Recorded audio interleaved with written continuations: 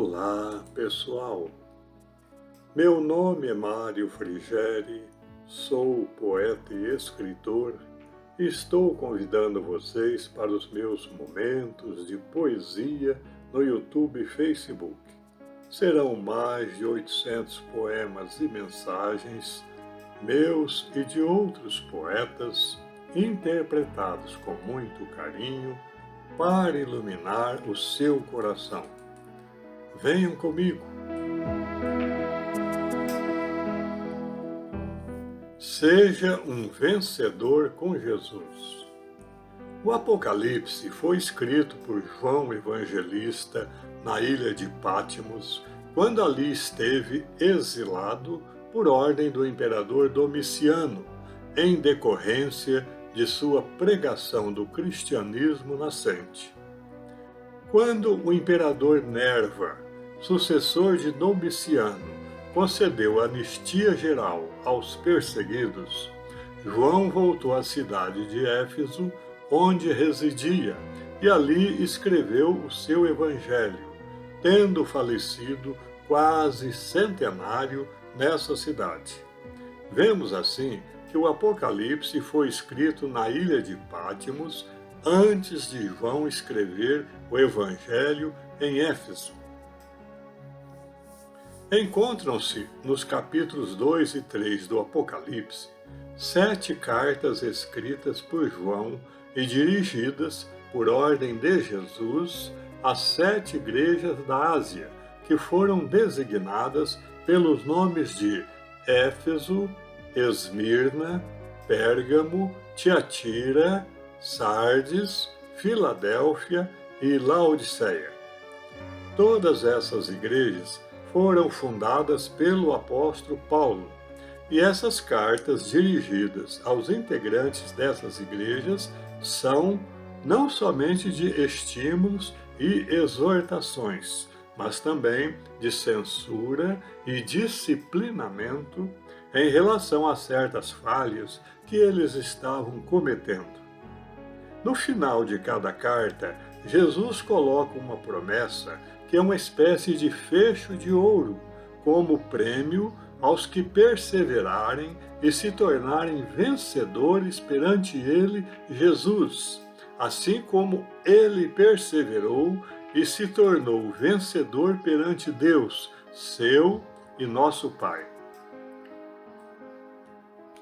Ao longo de nossa vida, temos analisado mais de uma vintena de obras cujos autores se esforçaram por destrinçar os intrincados meandros dessa obra profética que faz o fecho da Bíblia Sagrada. Entretanto, até hoje, não vimos nenhum que desse uma interpretação coerente e plenamente satisfatória dessas promessas divinas, as quais deveriam merecer uma atenção contínua de todo profitente da palavra de Deus, que tenha por meta conhecer a vontade do Cristo e se integrar em sua mensagem de luz. A nosso ver, a incompletude dessas interpretações se deve, em parte, ao fato de esses intérpretes estarem limitados pelos acanhados parâmetros de suas religiões. Por isso, não conseguem expandir suas mentes e consciências para alcançar uma visão cósmica da realidade, o que lhes permitiria beber na fonte pura do conhecimento humano e divino já acumulado nesses últimos milênios. E isto não só no campo religioso, mas em todas as áreas da sabedoria já conquistadas pelos homens, principalmente nas áreas filosófica e científica, em que os seres deste planeta já lançaram a sonda investigativa em sua intensa e insaciável busca da verdade.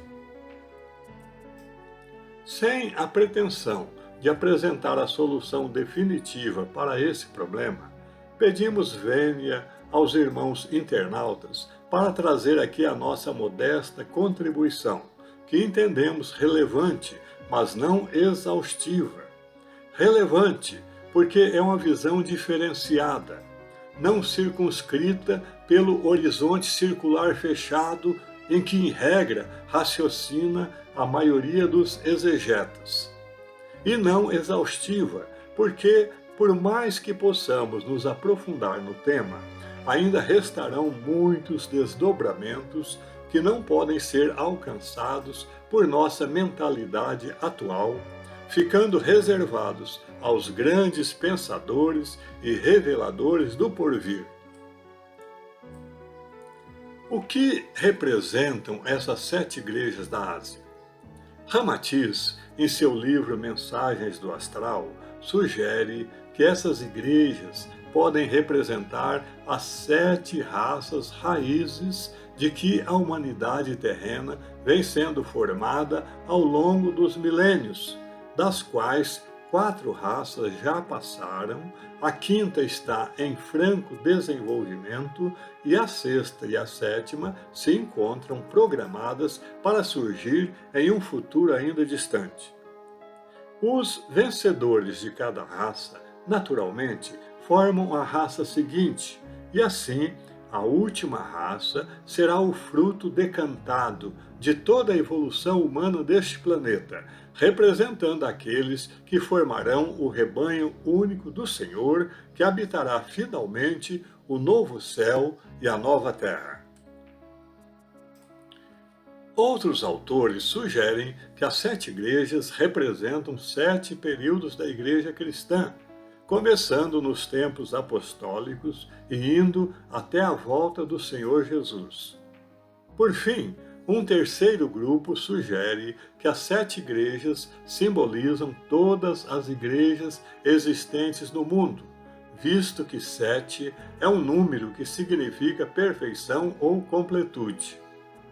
Como não dispomos de luzes para esclarecer a questão, apresentamos esses 3 argumentos como possíveis parâmetros para nossas reflexões futuras.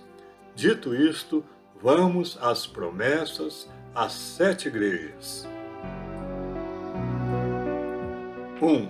Diz o Cristo no encerramento da mensagem à igreja de Éfeso: ao vencedor eu darei que se alimente da árvore da vida que se encontra no paraíso de Deus. A primeira pergunta que nos cabe fazer aqui é: o que é a árvore da vida? E a resposta pode ser a seguinte: como se lê nos capítulos 2 e 3 do livro Gênesis de Moisés, quando o Senhor plantou um jardim no Éden, e nele 2 árvores, a árvore da vida e a árvore do conhecimento do bem e do mal, ele permitiu a Adão e Eva que comessem de todos os frutos daquele pomar, menos dos frutos da árvore do conhecimento do bem e do mal que estava no meio do jardim. Como o casal foi enganado pela serpente e comeu do fruto proibido, Deus o amaldiçoou, refletindo precavidamente que, abre aspas, o homem se tornou como um de nós, conhecedor do bem e do mal. Assim, que não estenda a mão e tome também da árvore da vida e coma e vive eternamente. Fecha as aspas. Dito isto, expulsou o casal do jardim, não sem antes sentenciar que tu és pó e ao pó tornarás. E a cautela colocou querubins à porta do Éden, que revolviam no ar espadas chamejantes para guardar o caminho da árvore da vida e impedir que o casal retornasse ao jardim. O casal havia comido o fruto da árvore do conhecimento do bem e do mal, e, em decorrência disso, Deus precisava tomar precauções para que não comesse também o fruto da árvore da vida. Parece conto da carochinha, mas a sapiência embutida nessa alegoria salta aos olhos de qualquer analista inteligente e desapaixonado. O Jardim do Éden nunca existiu na Terra, porque se existisse, seria a negação da lei da evolução. O paraíso em que Adão e Eva habitavam anteriormente eram, na verdade, mundos superiores, de onde eles foram expulsos por aplicarem contra a lei de Deus o conhecimento do bem e do mal que haviam adquirido até aquele momento.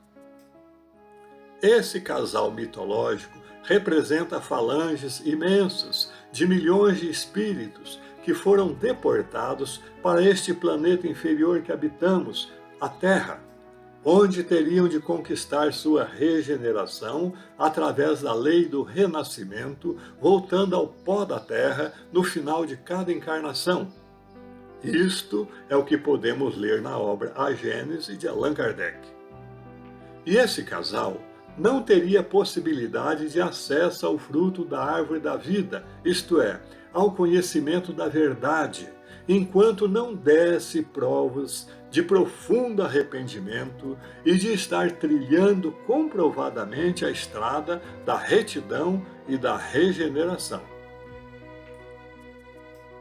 Dessa forma, fica evidente que, em primeiro lugar, a árvore da vida, a qual, como diz o Apocalipse, dá seu fruto de mês em mês e suas folhas são para a cura de povos e nações, ela é a fonte do conhecimento da verdade que impera nas esferas mais elevadas do planeta, já isentas da presença do mal. Em segundo lugar, vemos que paraíso de Deus são as dimensões superiores da Terra, onde já vigoram o amor e a verdade em todo o seu esplendor solar, ao contrário da crosta terrestre que habitamos, a qual, infelizmente, ainda não é nem mesmo o reino de Jesus, segundo sua afirmação no Evangelho, de acordo com João 18,36. E, finalmente, em terceiro lugar, vemos que vencedor é aquele que superou as suas limitações pelo seu próprio esforço, esteja onde estiver, em qualquer uma das esferas da Terra, ou seja, é aquele que negou-se a si mesmo, tomou a sua cruz e segue o Cordeiro de Deus aonde quer que ele vá.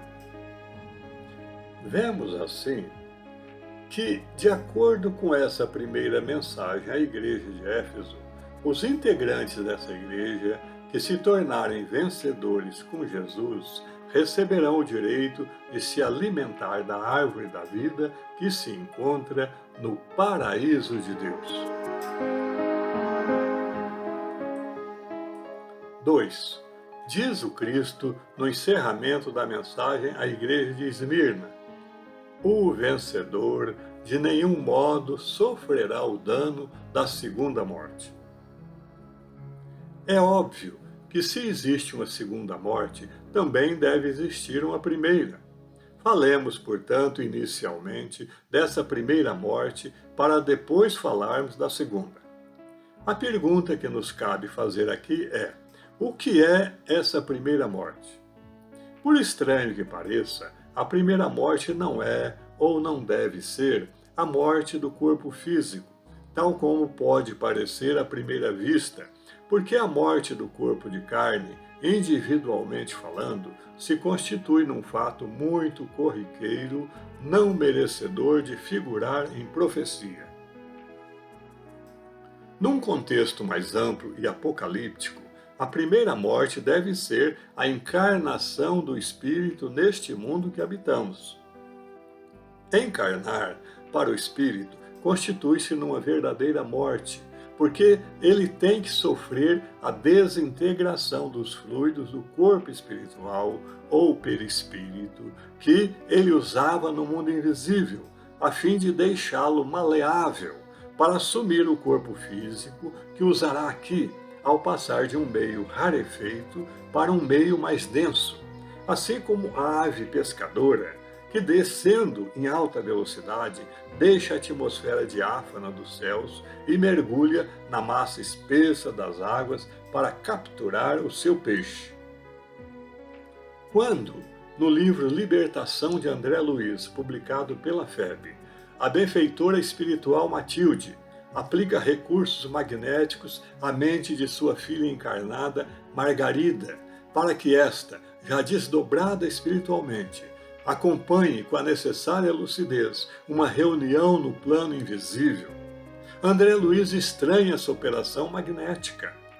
Mais tarde, ele é esclarecido pelo instrutor Gúbio de que, abre aspas, o estado natural da alma encarnada pode ser comparado em maior ou menor grau à hipnose profunda ou à anestesia temporária, a que desce à mente da criatura através de vibrações mais lentas, peculiares aos planos inferiores, para fins de evolução, aprimoramento e redenção no espaço e no tempo. Fecha as aspas.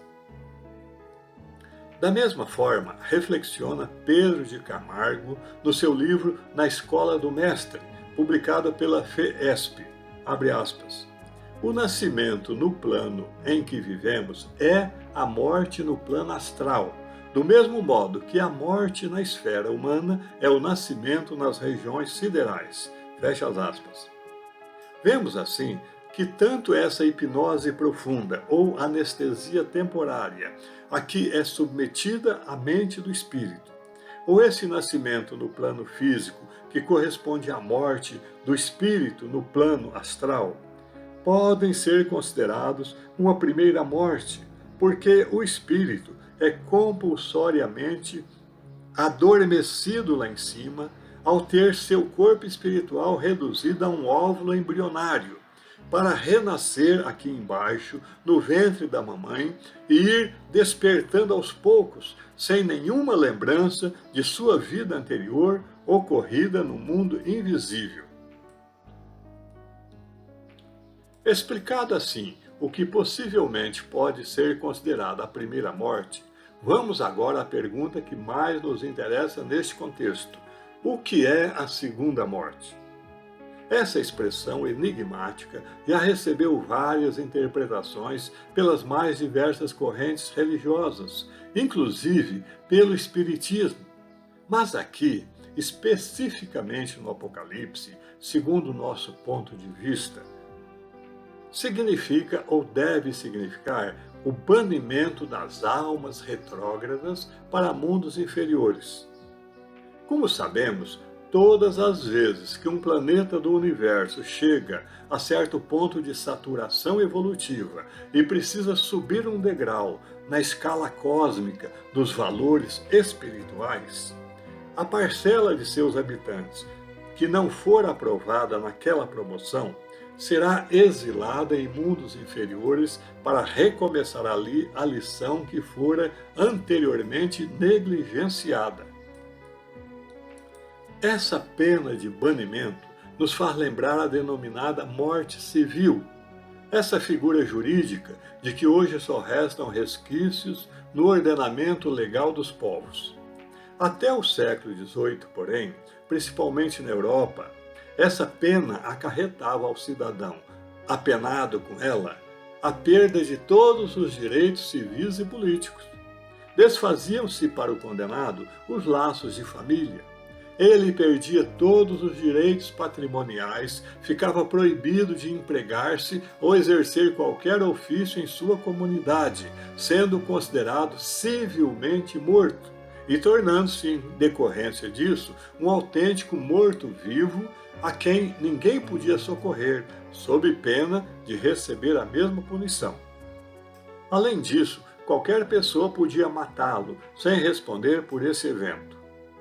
Tal o destino, por analogia, dos espíritos encarnados ou desencarnados que sofrerem essa pena de banimento que é denominada no Apocalipse de segunda morte.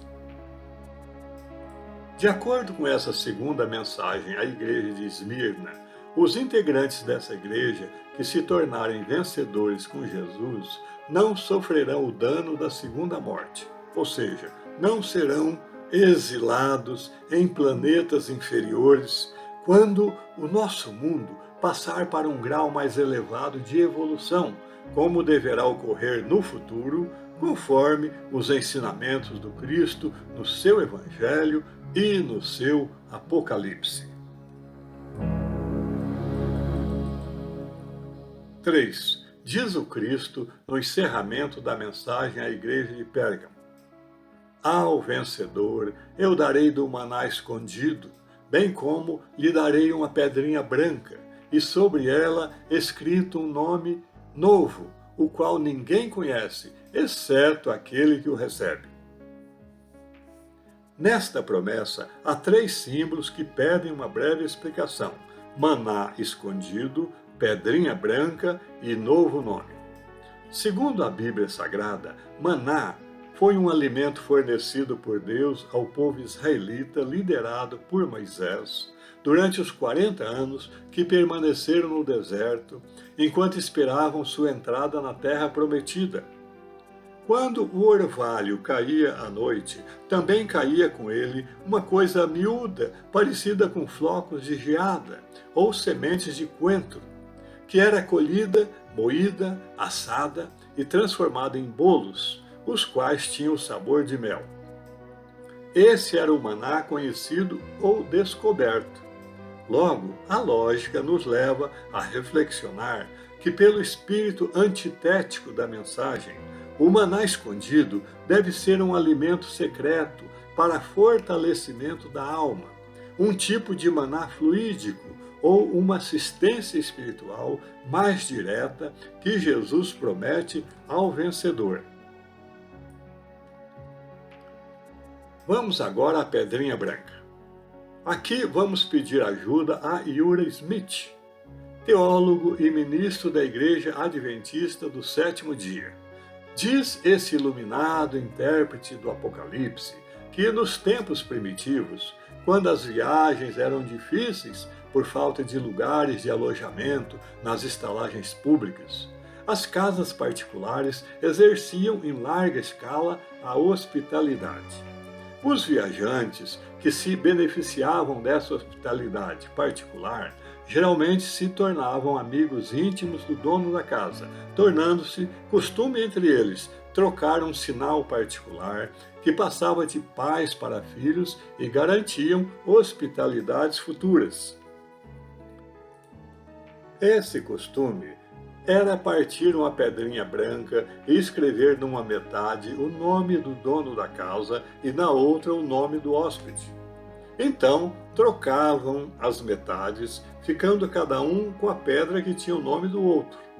A apresentação futura dessa pedrinha era suficiente para assegurar a amizade para si e para seus descendentes sempre que viajassem de novo na mesma direção. Ao referir-se a esse costume, Jesus declarava que o vencedor receberia um sinal particular e encontraria um pouso amigo em seu coração sempre que o procurasse em qualquer época durante toda a eternidade. Quanto ao novo nome, diz o livro Gênesis que Jacó, depois de lutar com um anjo na parte rasa do rio Jaboque, ganhou o novo nome de Israel. Se o amigo internauta quer saber qual será o seu novo nome, torne-se antes um vencedor e então contemplará o seu nome escrito na pedrinha branca. De acordo com essa terceira mensagem, à igreja de Pérgamo, os integrantes dessa igreja que se tornarem vencedores com Jesus receberão o maná escondido, uma pedrinha branca e um novo nome inscrito nela, o qual ninguém conhece senão aquele que o recebe. 4. Diz o Cristo no encerramento da mensagem à igreja de Tiatira: ao vencedor e ao que guardar até o fim as minhas obras, eu lhe darei autoridade sobre as nações, e com vara de ferro as regerá, e as reduzirá a pedaços como se fossem vasos de oleiro. E assim, como recebi de meu Pai, eu lhe darei ainda a estrela da manhã. O comentário a esta mensagem deve ser dividido em três partes. A primeira refere-se a essa expressão até o fim. Diz o Cristo que o vencedor será aquele que guardar até o fim as suas obras. A que fim Jesus se refere? Naturalmente, ao fim da maldade neste mundo.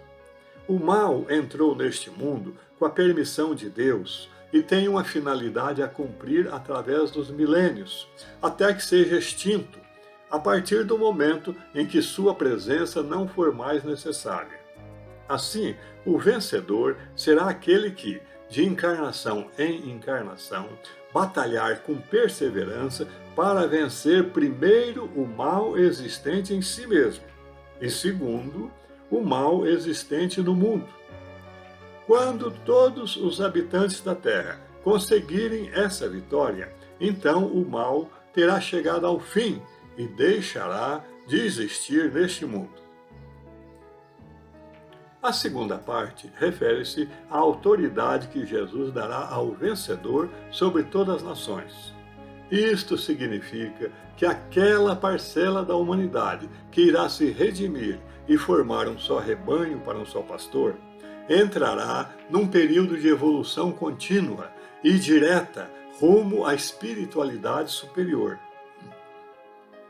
Conduzida assim pelas mãos de Jesus, atingirá o cristianato, que é aquele patamar espiritual supremo em que a alma é entregue a Deus pelo Cristo, tornando-se apta a receber do Eterno Pai a incumbência de criar um novo planeta no universo e dirigir seus povos à perfeição, tal como Jesus vem fazendo com este planeta em que habitamos. A terceira parte refere-se à estrela da manhã que será concedida pelo Cristo ao vencedor. Essa estrela Jesus recebeu de seu Pai e a transmitirá a seus fiéis discípulos na consumação dos tempos. A estrela da manhã nada mais é, portanto, que a eclosão do reino de Deus no coração do verdadeiro discípulo do Senhor, transformando esse discípulo numa coluna do templo da sabedoria e do amor de que é constituído o universo de nosso eterno Pai. Sendo o próprio Cristo a estrela da manhã, como vemos no capítulo 22 do Apocalipse, é essa estrela também a imediata precursora do dia. Quando ela aparecer no coração dos vencedores, concederá a eles entrarem numa relação tão íntima com o Cristo, que todos resplandecerão no firmamento como as mais poderosas estrelas da coroa divina.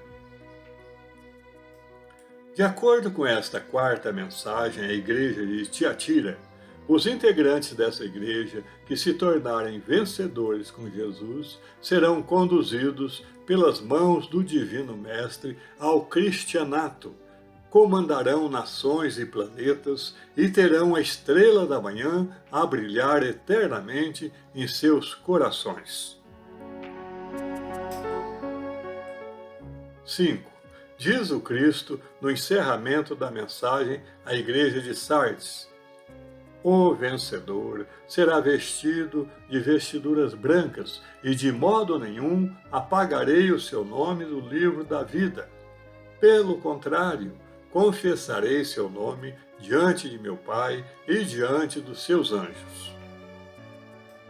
Existem duas coisas fundamentais que temos de ver, em primeiro lugar, nesta quinta promessa de Jesus aos vencedores da igreja de Sardes. Primeiro, o que são vestiduras brancas? E segundo, o que é o livro da vida? Fundamentados na doutrina espírita e sem entrar em maiores detalhes, podemos definir o homem como um ser triplo, constituído de espírito, corpo espiritual e corpo físico. O corpo espiritual já foi assinalado pelo apóstolo Paulo no capítulo 15 de sua primeira epístola aos Coríntios, quando diz, abre aspas, semeia-se corpo natural, ressuscita corpo espiritual. Se há corpo natural, há também corpo espiritual. Fecha as aspas. Numa extremidade estamos nós, o Espírito, que somos a centelha original, divina e imortal. E na outra extremidade está o corpo físico, que é o veículo que usamos durante a encarnação terrena. Entre nós e o corpo físico está o corpo espiritual, ou seja, o corpo energético intermediário que nos conecta à matéria, servindo de ponte e acolchoando nossa atuação sobre a carne. Quando essa promessa do Cristo ao vencedor fala em vestiduras, portanto, está se referindo ao corpo espiritual, porque, sendo esse corpo a vestimenta do espírito e o modelo organizador do corpo físico, ele tem plasticidade, bem como é maleável e profundamente influenciável, tanto interna quanto externamente. Em outras palavras, é o planejamento ou roupagem fluídica do espírito. E quando a mensagem fala em vestiduras brancas, está se referindo ao corpo espiritual totalmente depurado, pois é responsabilidade do espírito ir purificando progressivamente o corpo espiritual, até ele se tornar alvo como a neve mais branca, sem a menor mácula ou mancha de qualquer espécie. O corpo espiritual funciona como a fotografia sendo revelada em solução própria. Ele se impacta sob o influxo bom ou mau dos pensamentos do espírito e, em sua memória espiritual, proporciona o registro visual e acústico de todas as suas ações e as consequências boas ou más dessas ações, transformando-se esse registro perante a lei divina em carta de libertação ou de acusação para o ser que gera esses efeitos. No Evangelho segundo Mateus, capítulo 22, Jesus narra que o reino de Deus é semelhante a um rei que celebrou as bodas de seu filho. Entrando, porém, o rei na festa das bodas, notou haver ali um homem que não portava vestiduras brancas. O Senhor ordenou então que ele fosse atado de pés e mãos e lançado nas trevas, onde há choro e ranger de dentes. Notemos que o Cristo diz nesta promessa que estamos analisando que o vencedor será vestido de vestiduras brancas.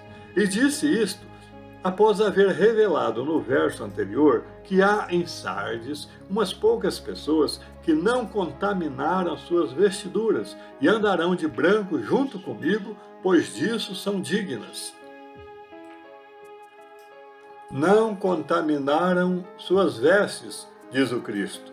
As vestiduras, portanto, são passíveis de manchar-se, mas a condição para portá-las sem qualquer mácula, resplandecentes e puras, e desfrutar o direito de conviver com o Divino Mestre, é ser um purificador de suas próprias vestes e um vencedor de suas próprias imperfeições. Quando o livro sagrado fala, portanto, em vestiduras brancas, está se referindo ao corpo espiritual completamente purificado, ou seja, transformado em veste nupcial, apto a permitir a entrada de seu portador para sempre na festa das bodas do Cordeiro a que se refere o Evangelho. E agora, a segunda coisa que temos de ver é sobre o livro da vida. Que é o livro da vida? Diz João Evangelista, no capítulo 20 do Apocalipse, que viu no dia do julgamento, quando foram abertos muitos livros, e entre eles o livro da vida. E os mortos foram julgados de acordo com o que estava registrado nesses livros. Cada um foi julgado de acordo com suas obras. E se o nome de alguém não foi achado inscrito no livro da vida, esse alguém foi lançado para dentro do lago que arde com fogo e enxofre. O Apocalipse revela ainda em seu capítulo 13 que adorarão o Anticristo todos aqueles cujos nomes, desde a fundação do mundo, não foram escritos no livro da vida do Cordeiro. Moisés também, em seu livro Êxodo, capítulo 32, pede a Deus que risque seu nome do livro da vida, caso o Senhor não queira perdoar os pecados do povo de Israel. E o Senhor lhe responde que só riscará do livro santo os nomes daqueles que pecarem contra Deus. Finalmente, O apóstolo Paulo, no capítulo 4 de sua epístola aos Filipenses, fala de alguns colaboradores de seu apostolado, cujos nomes se encontram registrados no livro da vida. Vemos assim que, segundo essa quinta promessa aos vencedores da igreja de Sardes, tanto os bons quanto os maus têm seu nome registrado no livro da vida do Cordeiro, mas somente permanecerão lá os nomes dos que se revestirem de vestiduras brancas pelos seus próprios méritos. E Jesus confessará os seus nomes diante de seu Pai que está nos céus, conforme sua palavra no Evangelho, segundo Mateus, capítulo 10, abre aspas. Portanto, todo aquele que me confessar diante dos homens, eu o confessarei diante de meu Pai que está nos céus. Mas todo aquele que me negar diante dos homens, eu o negarei também diante de meu Pai que está nos céus. Fecha as aspas. 6. Diz o Cristo no encerramento da mensagem à igreja de Filadélfia. Ao vencedor, eu farei coluna no santuário do meu Deus, e daí jamais sairá. Gravarei também sobre ele o nome do meu Deus, o nome da cidade do meu Deus, a nova Jerusalém, que desce do céu, vinda da parte do meu Deus, e o meu novo nome. O santuário de Deus é ou deve ser esse edifício celestial, desenho arquitetônico invisível, no vértice do qual se encontra o Pai Eterno e que, à semelhança de uma pirâmide, desce expandindo-se para abranger todo o universo e albergar em seu seio os vencedores de todos os quadrantes do infinito. Ser transformado em coluna desse templo é tornar-se um vencedor para toda a eternidade, um mensageiro de Deus para todas as criaturas, cujo lugar nesse reino será cativo e daí jamais sairá. Sobre a sua alma estará gravado o nome de Deus, o nome da nova Jerusalém celestial que desce do céu, vinda da parte de Deus, e o novo nome de Jesus.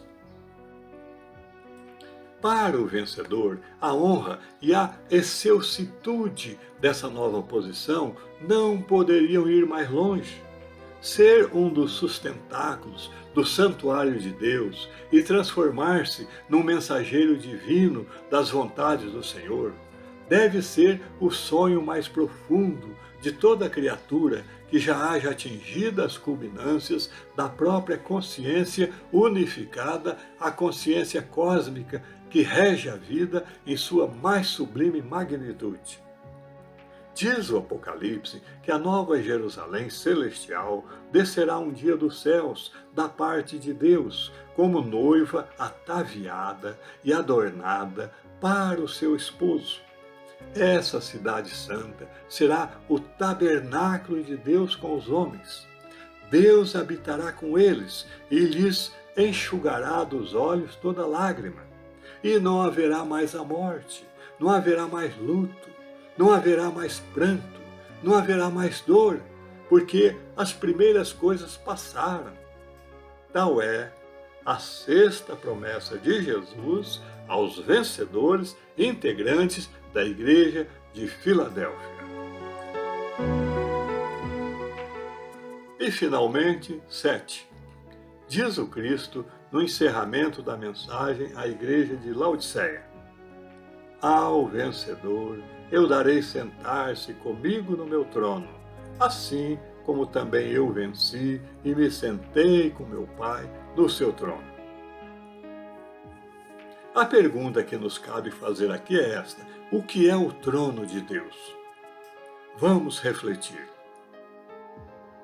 Por serem involuídos em seu estágio atual, em comparação com o que o Evangelho estabelece como evolução, os seres humanos não têm acesso direto à divindade, mas sim acesso à lei divina, que está à sua disposição para que possam crescer e se aperfeiçoar através de sua prática. A lei de Deus é composta de amor e justiça, e cada ser humano recebe dela mais amor ou mais justiça, de acordo com seus merecimentos e necessidades. Um dia, num futuro ainda distante, quando saírem do reino animal hominal e entrarem no reino hominal angelical, os homens poderão tornar-se, certamente, colunas no templo celestial, assentar-se com o Cristo no seu trono e compartilhar de seu poder, conforme promessa de Jesus que estamos focalizando neste comentário. Como o homem, em seu estágio atual de recém-saído da animalidade, ainda é espiritualmente uma criança mal-criada, assim ele é tratado pela disciplina mecânica da lei divina, a que está submetido, recebendo um incentivo a cada boa ação que pratica, como declara Jesus em suas bem-aventuranças. Se o homem tornar-se humilde, entrará no reino dos céus. Se chorar, será consolado. Se for manso, herdará a terra. Se buscar a justiça divina, será farto. Se for misericordioso, alcançará a misericórdia. Se tornar-se limpo de coração, verá o Pai. Se for pacificador, será considerado filho de Deus. E se for perseguido por causa da justiça e da verdade, será seu o reino dos céus. Essas são virtudes que, ao contrário da terra, nos mundos superiores já são conquistas consolidadas na alma de seus habitantes. Caso o homem da crosta terrestre não se esforce na conquista dessas virtudes, e ele o pode fazer no emprego inviolável de seu livre-arbítrio, será tratado de forma severa, e seu futuro, quando em breve a Terra for elevada a um patamar superior, será o banimento para planetas inferiores de normas ainda mais rígidas, onde receberá novas oportunidades de redenção. O homem que se considera tão grande neste mundo se esquece de que foi classificado de inconsciente pelo Cristo em seus derradeiros momentos na cruz, quando disse: Pai, perdoa-lhes, porque não sabem o que fazem. Somente a consciência de sono pode levar o homem a cometer um crime sem saber que o está cometendo, o que o transforma em animal humanizado ou humano animalizado. E é esse estágio letárgico de consciência que o situa em um nível ainda muito inferior na escala da evolução, nível do qual, se tiver juízo, deve esforçar-se para sair o mais breve possível. O trono de Deus, portanto, a que se refere esta sétima e última promessa do Cristo aos integrantes da igreja de Laodiceia, nada mais é que o poder de governança que o Divino Mestre exerce sobre o planeta Terra e que ele irá compartilhar com aqueles que se tornarem vencedores ao final do processo evolutivo a que está submetido o globo terrestre. Assim como Jesus venceu e recebeu do Pai Celestial o direito de sentar-se com ele no seu trono, da mesma forma, os que vencerem, estando sob a direção do Cristo neste mundo, também irão sentar-se com ele no seu divino trono.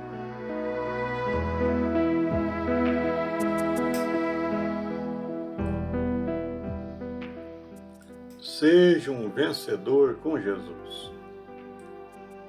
A vitória da vida. Bastos Tigre. Pobre de ti, se pensas ser vencido, tua derrota é caso decidido. Queres vencer, mas como em ti não crês, tua descrença esmaga-te de vez. Se imaginas perder, perdido estás. Quem não confia em si, marcha para trás. A força que te impele para a frente é a decisão firmada em tua mente. Muita empresa esborou-se em fracasso, ainda mesmo antes do primeiro passo. Muito covarde tem capitulado antes de haver a luta começado. Pensa grande e os teus feitos crescerão. Pensa pequeno e irás depressa ao chão. O querer é o poder arquipotente, é a decisão firmada em tua mente. Fraco é aquele que fraco se imagina. Olha ao alto, o que ao alto se destina.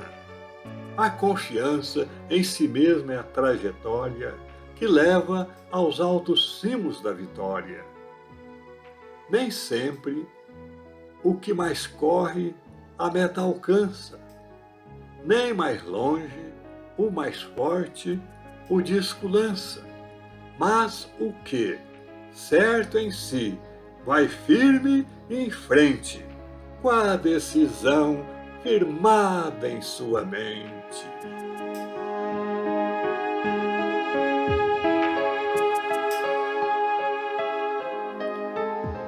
É isso. Espero que vocês tenham gostado. Obrigado por assistir a nossos vídeos. Não se esqueçam de deixar seu like, inscrevam-se e acionem o sininho para receber em primeira mão os próximos poemas e mensagens. Um grande abraço e muita paz.